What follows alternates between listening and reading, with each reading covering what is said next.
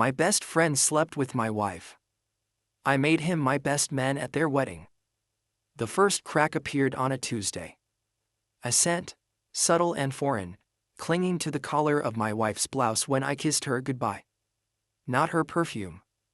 Something muskier, sharper. Aftershave. His aftershave. David's. David, who had been my brother in all but blood since we were 12 years old. David, who had stood as my best man just 3 years prior. The rational part of my brain, the part trained as a financial auditor to see patterns in chaos, dismissed it. David hugged her often. It was nothing. But the seed was planted. And seeds of doubt, in fertile soil, grow with a terrifying speed. The anomalies became a ledger in my mind. The late work meetings for Julia, a freelance graphic designer who set her own hours. The sudden poker nights for David, a real estate agent whose schedule was fluid. Their texts, which had always been a casual, group chat-style banter, now had a curious scarcity when I was around. A new, private joke between them about a hidden gem restaurant they'd stumbled upon. I'd mentioned wanting to try that place for months. The truth, when I finally forced myself to look, was not found in a dramatic confrontation or a stumbled-upon text. It was in the dry, unfeeling data. As an auditor, I trusted data. I installed a discreet, legal vehicle tracker on Julia's car, citing concerns about carjacking in her new project neighborhood. I mirrored our phone bills to my secure laptop. For a month, I lived a double life. By day, I was Mark, the loving, slightly distracted husband, the dependable friend. By night, I was a forensic accountant of my own ruin. The data painted an undeniable, horrific picture. Tuesday and Thursday afternoons, from 2 p.m. to 5 p.m., Julia's car was parked at a boutique hotel in the Midtown Design District, not at a client's office. David's phone location data placed him at the same hotel, at the same times. The hotel bills, when I socially engineered my way into a duplicate receipt from a sympathetic clerk under the guise of a tax audit, were paid in cash. Professional. Discreet.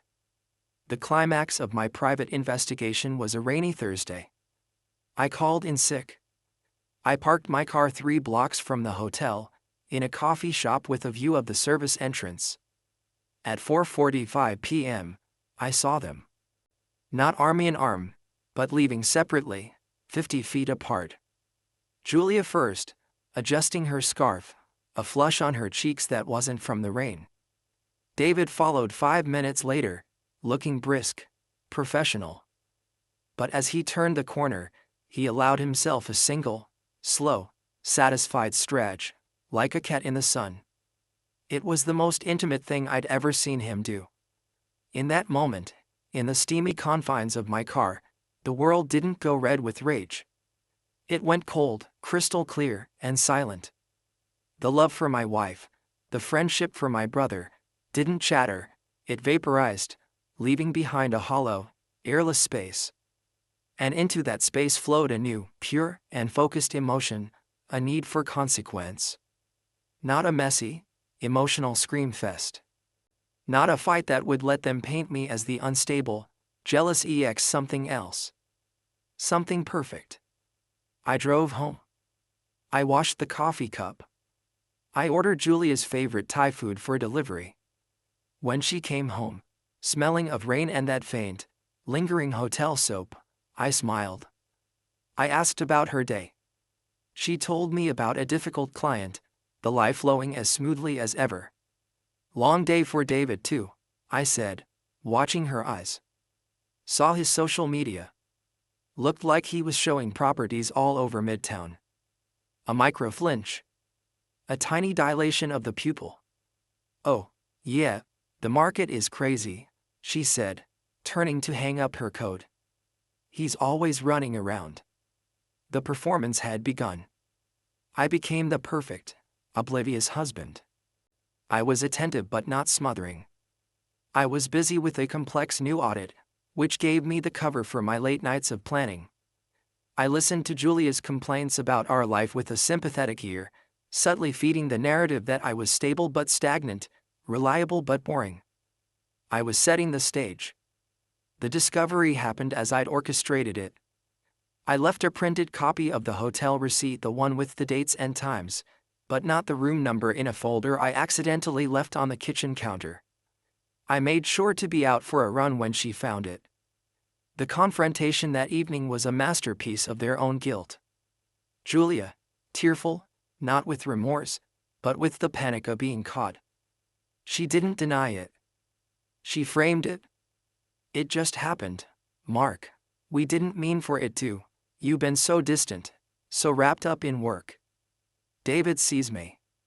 He excites me. I played my part to perfection. The devastated husband. The betrayed friend. I let the shock and hurt wash over my face. I asked the cliched questions, letting them paint themselves deeper into the corner of justification. I didn't yell. I just looked broken. It was the one true thing I showed them. When she finally stammered, I think I want a divorce, I let the silence hang, heavy and wounded.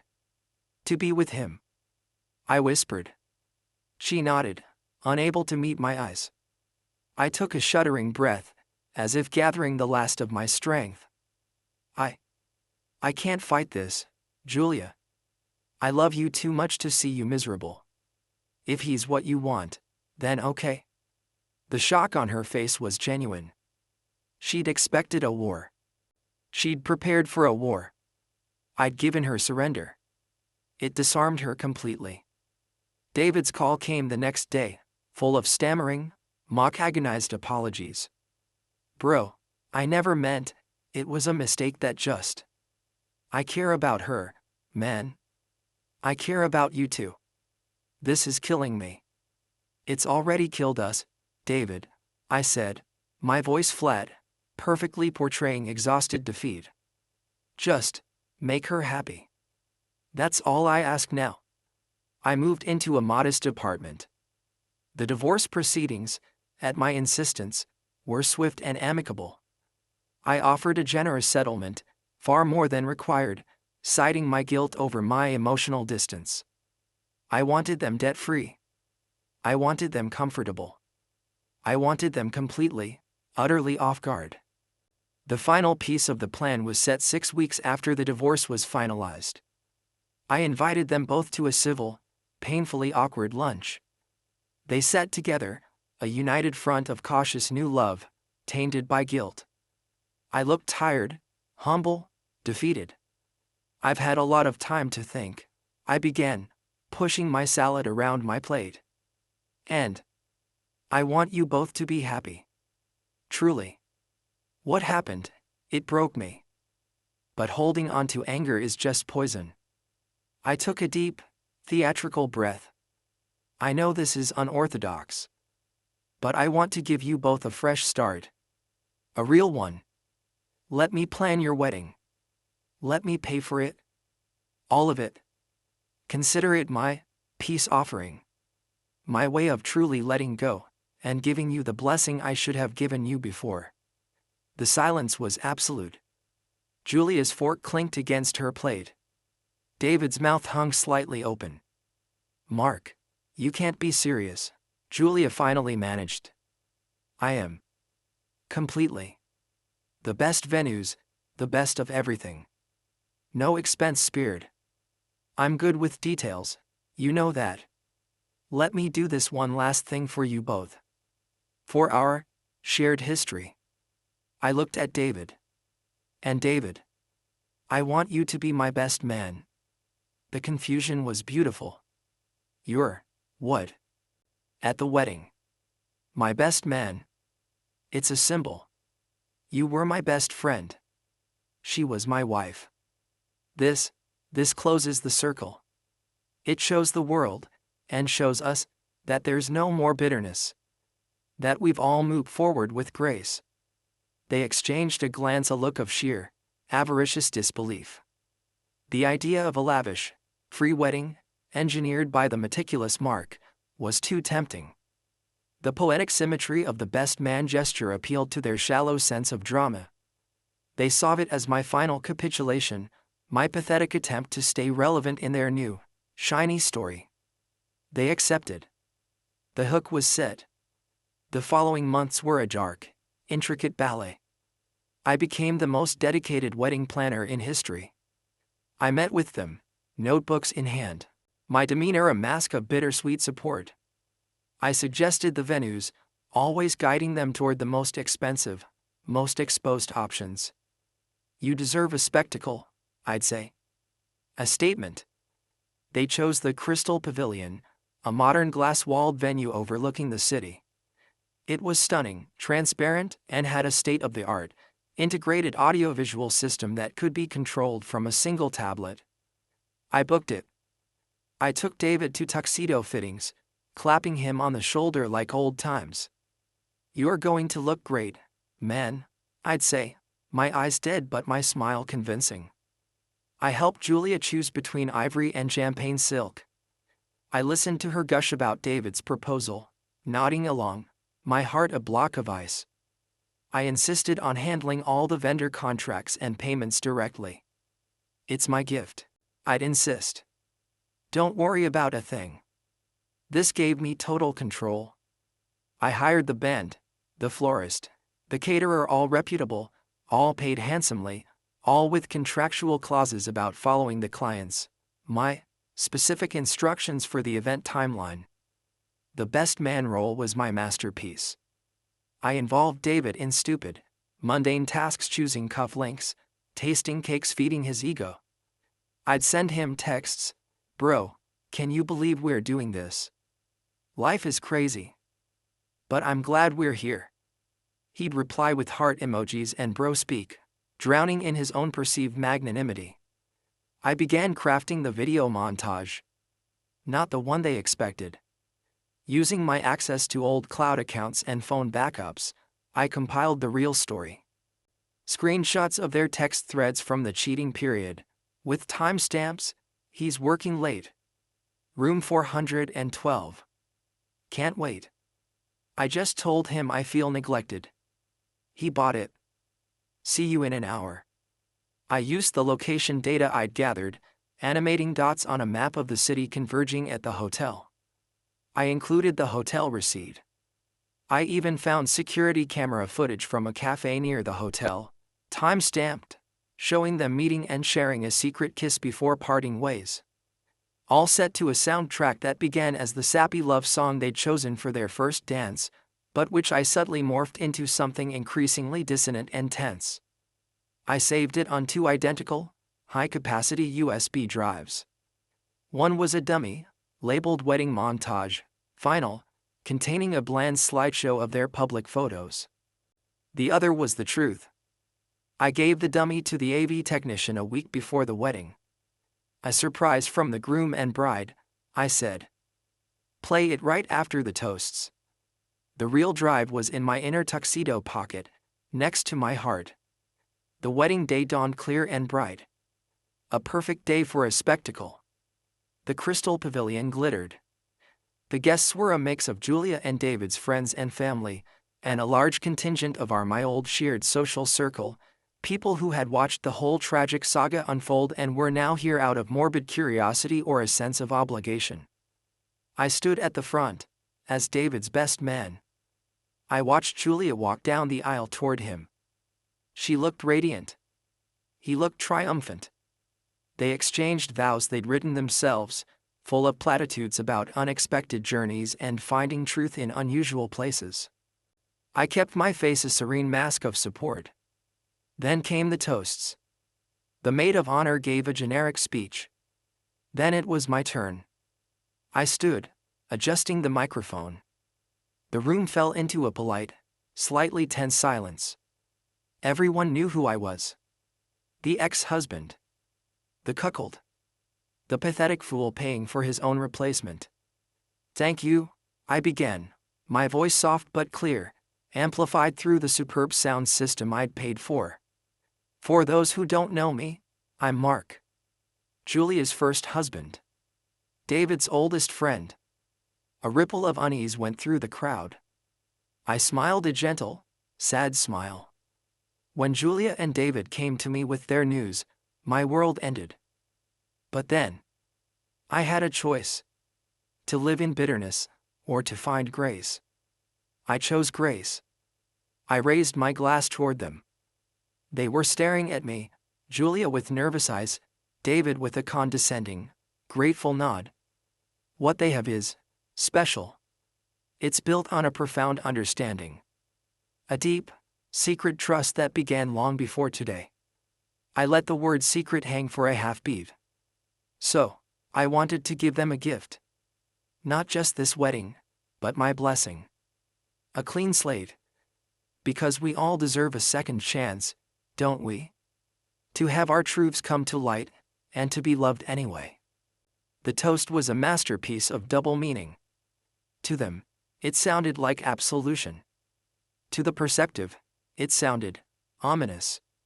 To Julia and David, I concluded, may your marriage be as honest as your beginning. We drank. The applause was confused but relieved. I had played my part. The sad, noble fool. As I sat down, I gave a small nod to the AV technician in the back. He thought he was queuing up the harmless montage I'd given him. But in that moment, I discreetly pulled the real USB drive from my pocket and, under the cover of the tablecloth, plugged it into the master control tablet that was left at the head table for toasts. With 2 taps, I overrode the playlist, selecting the file named for _them. The giant screen behind the sweetheart table, which had been showing a soft focus image of the happy couple, went black. And now, the DJ announced, following my script, a special video presentation, curated by the wedding party. Music swelled their song. The first images were expected: a childhood photo of David, a teen photo of Julia. The crowd smiled. Then, the third photo appeared. It was a screenshot of a text conversation. Julia, he's asking about Thursday. Told him client meeting. David, perfect. Rooms booked. Can't wait to see you. This is killing me, keeping this from Mark. Julia, he's so clueless. It's almost sad. See you soon. The music scratched to a halt, replaced by the cold, digital sound of a heartbeat monitor. The room froze. A collective, sharp intake of breath. On the screen, the texts kept coming, a scrolling cascade of betrayal, planning, and contempt for me. Then, the map appeared, with the animated dots meeting at the hotel. Then, the hotel receipt, magnified. Then, the grainy security footage of their kiss. The silence chattered. Turn it off. David roared, lurching to his feet, knocking over his champagne glass. Julia was a statue of horror, her hands clamped over her mouth, her eyes wide with the terror of a trapped animal. The AV technician was frantically pressing buttons, but I'd locked the controls. The video rolled on, a relentless, public autopsy of their affair. The scene erupted into chaos. Gasps turned to shouts. Julia's mother burst into tears. David's father stood up, his face purple with fury. Friends looked at each other in dawning, horrified comprehension. The perfect, transparent walls of the crystal pavilion held in the cacophony of scandal. I stood up calmly. I didn't look at the screen. I looked at them. David was yelling at the technician, then at me, spittle flying from his lips. Julia was screaming, "How could you?